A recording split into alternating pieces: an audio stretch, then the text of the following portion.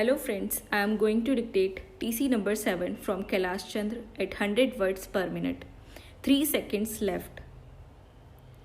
Now, I would like to say that with this measure we are now adopting, to my mind, it will not be possible to have this system or any other system functioning effectively.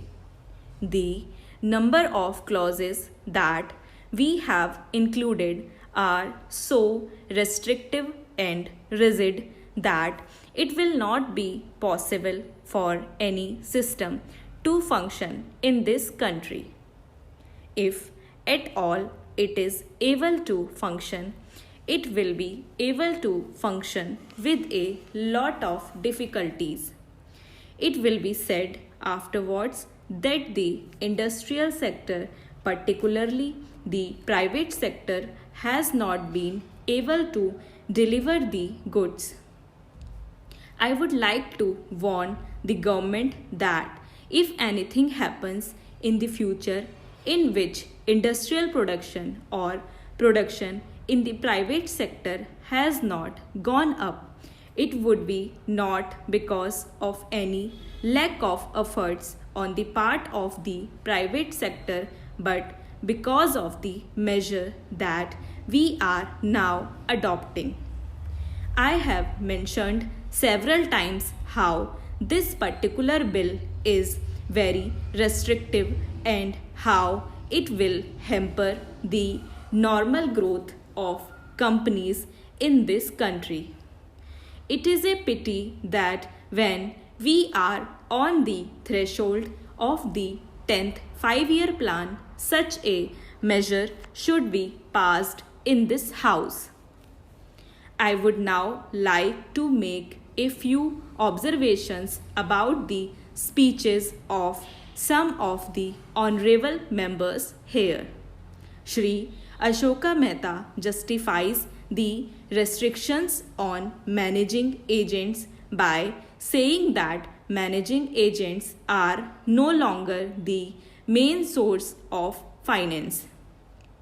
He also argues that profits have been high and will continue to remain high, and therefore he would like to see the managing agents being paid on a sliding scale. He is in the habit of referring to a number of books and making quotations from a number of them published in America or in other countries, and particularly by some of the professors.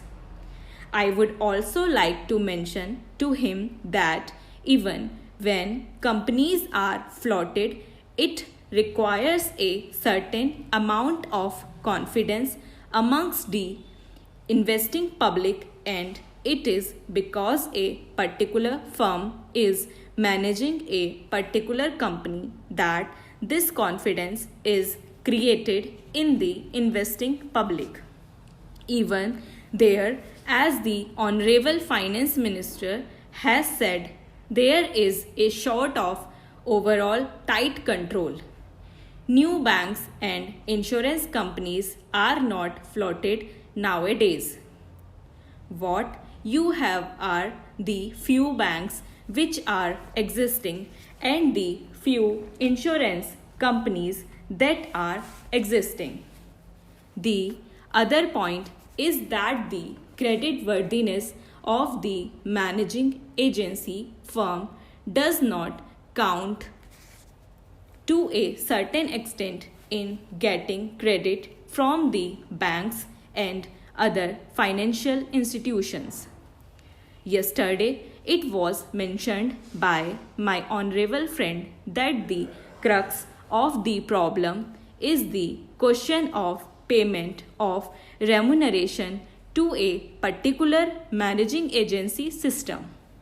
He said that in this bill, a definite encouragement has been given to the alternative type of management, namely the managing director or the manager, where an individual has been permitted to take 5%, while in the case of the managing agency, it has been permitted to take about 10%.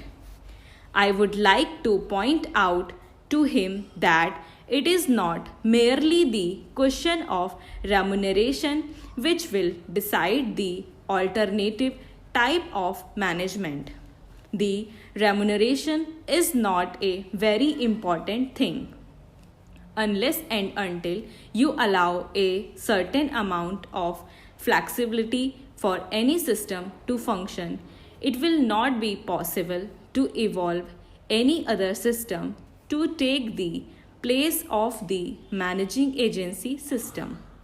In spite of so many shackles, you may find that those few business houses which are carrying on now may have to carry on the present basis.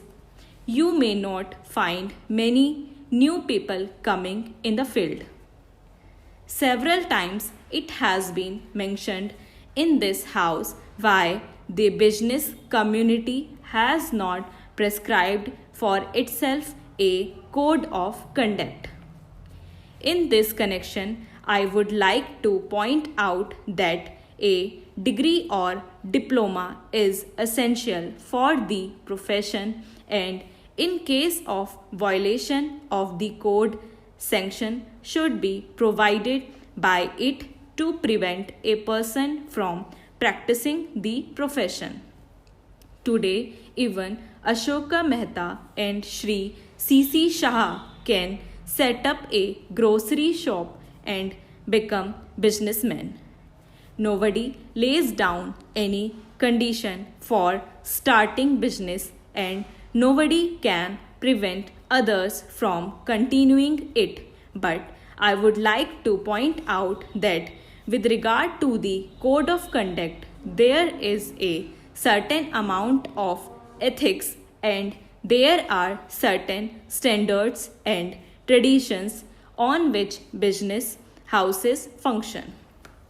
If a particular firm has not got proper ways of managing its business, you will find that business will find it difficult to function, and it would be difficult for it to command the confidence of the business community. It would not be possible for it to function as effectively as a firm which has proper ways of managing its business. That is sufficient as a code of conduct.